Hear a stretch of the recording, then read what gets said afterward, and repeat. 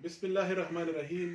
Dear viewers, आज हम discuss करेंगे शुफ़ा के हवाले से। गुज़िश्ता लेक्चर में हमने डिस्कस किया था कि शुफ़ा कैसे होता है, उसके लिए क्या लवाज़िमात है, और अगर कोई शख्स शुफ़ा करना चाहता है तो कौन सी वो डिमांड्स है, कौन सी रिक्वायरमेंट्स है जो उसको पूरी करनी होती है।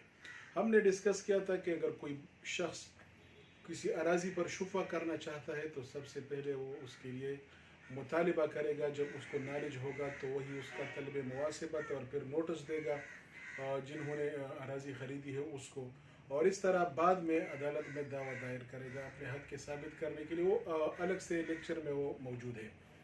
आज हमारा जो ये टॉपिक है, मैं सिर्फ मुख्तसरन अभी जो रिसेंटली जो जजमेंट आई है सुप्रीम कोर्ट की 2022 supreme court monthly review page 1231 में रिपोर्ट हुई है, उसी जजमेंट में ये करार दिया गया है कि जब कोई शख्स किसी को अराज़ी फ़रोग़ होने की बाबत इंफॉर्मेशन देता है तो वही इन्फार्मर जो होगा उसको डायरेक्ट मालूमात होगी, और वो इन्फार्मर वही शख्स तस्वर होगा जो उसी मजलिस में, उसी सेल में, उसी ट्रांजेक्शन में बज़ाती ही मौजूद था और उसको मालूमात होंगी।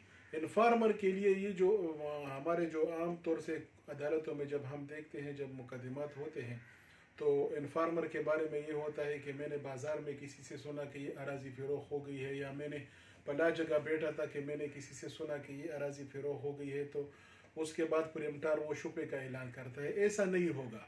2022 सुप्रीम कोर्ट मंथली रिव्यू में ये करार दिया गया है कि जो शख्स किसी को इन्फॉर्मेशन देगा तो ये वही शख्स होगा जिसको उसी ट्रांजेक्शन का डायरेक्ट इल्म हो, या तो वो उसी सेल में मौजूद हो, या उसी रजिस्ट्री के प्रोसेस में मौजूद हो, या इंतकाल के टाइम पर मौजूद हो, और इसी चेन को प्रेमटार साबित करेगा। सिर्फ इन्फार्मर की एविडेंस पर वो शुबा साबित नहीं होगा, और अगर सिर्फ इन्फार्मर पेश किया और इन्फार्मर वही शख्स है जिसको डायरेक्ट एविडेंस नहीं है तो वो केस खारिज होगा।